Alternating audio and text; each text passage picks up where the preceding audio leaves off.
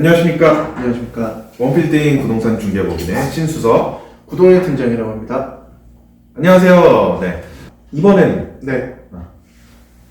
이번은 어떤 주제로 얘기 한번 해보실까요? 흔히 이런 것도 좀 괜찮을 것 같아요. 예를 들어서 뭐 건물 가격을 좀 누가 정하는지. 예, 뭐 사실은 수치상으로 어떻게 정하는지. 그렇죠. 예. 그렇죠. 네. 건물 가격 어떻게 정해질까요? 사실은 요즘 뭐 언론 뉴스 보면은 네. 시세 차익을 얼마 얻었다, 뭐 팔지 않았는데 얼마의 가치가 됐다. 누가 정하는 겁니까, 사실은? 기자님이 정하나요? 그렇지는 않죠. 맞죠? 예. 네. 그 자료를 준비해서 네. 이 저희 부동산에서 일하시는 분들이 네. 그 가격을 감정평가사한테 의뢰한 것도 아니고 현재 주변 시세에 맞춰서 그렇죠. 어린 자가 이 정도 수준이면 거래가 되겠다 라는 생각에 이제 가격을 맺는데, 그렇죠. 예. 그러면 실제로 뭐 저희가 맺는 뭐 고객한테 네. 100억의 건물을 파세요 한다고 해서 네. 고객들이 100억에 안 팔죠. 그렇죠. 네. 네. 그럼 가격은 누가 정하느냐는 거죠, 사실은. 누가 정하는 거죠? 누가 정하는지는 알 수 있을 것 같아요. 근데. 뭐 보통 이제 거래된 사례들을 보고 뭐 사실 소유자분이 뭐 매수자분과 이제 일치되는 금액에서 거래가 되는 경우이긴 한데 누가 정할까요? 건물주가 정하죠, 사실은. 가격은. 네, 답을 네. 들으셨죠? 네네네. 이게 뭐 여러분 중고나라 가서 네. 본인이 중고상품 물품을 판다고 하면은 그 가격을 네. 누가 정합니까? 그렇죠. 파는 사람이 결국 제가 정하는 거죠. 네. 뭐 마찬가지죠. 하지만 네. 이제 뭐 자동차를 한번 파실 경험이 있으시다면은 그 가격은 누가 정해요? 뭐 이제 파는 사람이 정해서 이제 사겠다는 사람이랑 일치를 하게 되면 그렇지만 사실 네. 자동차 시세를 정확히 알고 계신가요? 아니요. 네. 네, 막상 추기하기 힘들죠. 람보르기니 좋아하신다고 람보르기니 네. 파서 원하는 가격에 하실 수 있어요? 없을 것 같습니다. 네, 다 감가되잖아요. 네, 사실은. 네, 맞습니다. 결국은 매매 사례를 이용을 한다. 라는 얘기를 좀 드리고 싶어요. 네, 맞습니다. 사실 이제 뭐 유사한 어떤 가까운 근래에 있는 건물이 매매됐다 그러면 뭐 그보다 더 좋은 어떤 사례는 없잖아요. 네네네. 또 사례로 가격 정하면 되냐면 옆에 5천만 원 팔렸어요. 네. 평당 5천만 원 팔렸으면 제 것도 5천만 원을 팔면 딱 그게 가격인가요? 뭐 그렇지는 않을 것 같고요. 뭐 예를 들어서 이제 뭐 사람마다 또 이제 뭐 정우성이라든가 저 자체로도 사실 다른 가치가 다르다 보니까 뭐 검시가 왜 나오는 거예요? 제가 정우성 너무 좋아요. 그래요? 뭐 키도 크고 사실은 이제 웬만큼의 어떤 이상의 자금력도 있으실 것 같고 그래요? 그렇게 한번 좀 사실 살아보고 싶어서 네. 어... 제가 뭐 나쁘게 살고 있는 건 아닙니다. 네. 네. 계속 하세요. 그러면 다시 본론으로 돌아와서 뭐 예를 들어서 이제 뭐 정확한 어떤 얼마에 팔리겠다라고 생각을 하시는 건 어떤 방식으로 추계를 하는 것이 조금 리스크가 없을까요? 가격은 거래된 걸 주변으로 하는 건 이제 기본적으로 하지만 네네. 사실은 그 건물에 대한 상태를 보셔야 되고요.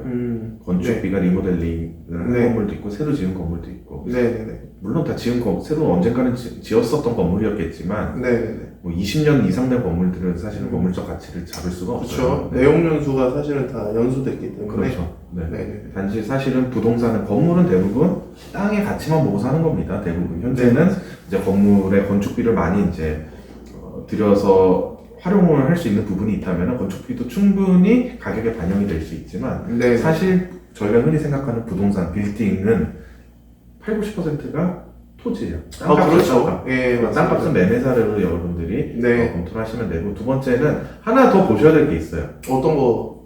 건물을 사는 이유는 뭐죠, 보통? 아무래도 이제 지가 상승이라던가 아니면 안전한 임대 수익이 또 가능하기 때문에 예, 보시는 분들 많으실 것 같은데 바로 임대료 때문에 아, 그 건물의 가치가 달라질 수 있습니다. 대부분 임대료가 안 나오는 건물 사실 분이 없어요. 그렇죠. 네. 임대료가 얼마나 나오느냐, 수익률이 얼마나 나오느냐에 네네. 따라서 가격이 반영이 되죠.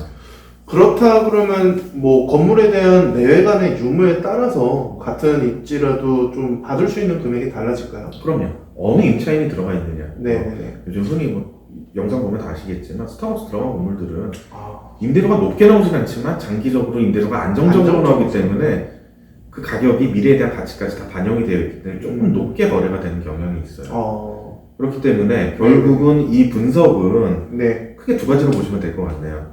매매 사례, 주변에 얼마의 거래가 됐는지 네. 그게 이제 80-90%의 지표로 참을 수가 있고요. 네. 그리고 본인 건물이 주변 건물들에 대비해서 임대료가 비교적 잘 나오는 편에 속한다. 그러면은 수익을 환원하셔가지고 네. 계산하시면 조금 될 것 같아요. 높게 팔릴 예를 들어 지금 현재 수익률이 어느 정도 고객들이 원하시나요? 사실은 이제 뭐 아직도 모르시는 분들은 5% 얘기하시는 분도 있으신데 5%는 사실 잘 없고요. 뭐 그래도 4% 이상은 원하시는 분들이 많으시지만 강남은 그래도 한 3% 정도면 괜찮지 않을까요?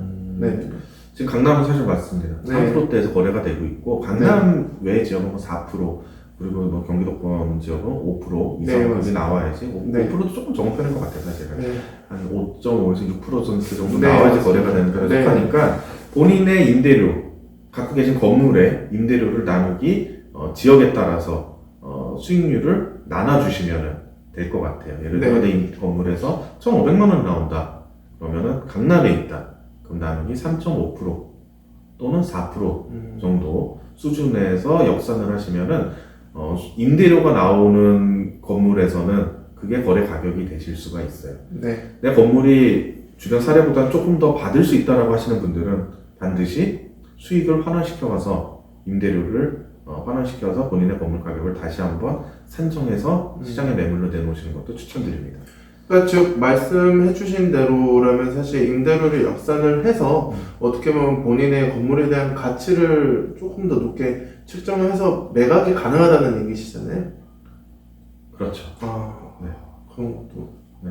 그러니까 결론적으로는 어떤 임차인을 받고 어떤 임대료를 높게 이제 개선을 하느냐에 따라서 같은 건물이라도 좀 달라질 수 있다는 네. 말씀해 주시고 싶으신 거예요. 네네네. 네네네. 저는 사실 제가 자금력이 조금 있었다 그러면 저렴한 어떤 토지를 매입을 해서 좀 신축한다거나 어떤 부가적인 걸 창출을 했을 텐데 아직까지는 마인드가 그러진 않기 때문에 뭐 생계형 투자자도 좀 괜찮은 것 같습니다. 지금 임대료를 좀 받고 싶은 거죠, 사실은. 네. 그러면은 네. 저렴하게 딱 매입해서 임대를 잘 놓으시면 되잖아요.